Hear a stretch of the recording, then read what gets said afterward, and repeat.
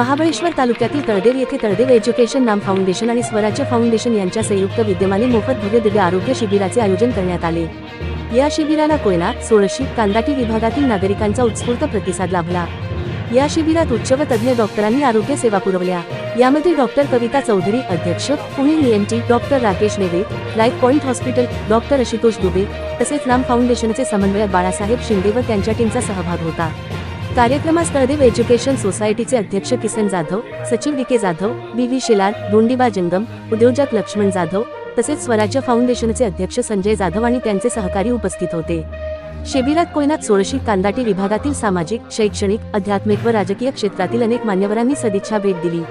आरोग्य शिबिरात कान, नाक, घसा, नेत्र तपासणी, कॅन्सर निदान, व्यसनमुक्ती सल्ला, हृदयरोग तपासणी तसेच हाडांच्या आजारांचे निदान अशा विविध आरोग्य सेवांचा लाभ नागरिकांना देण्यात आला।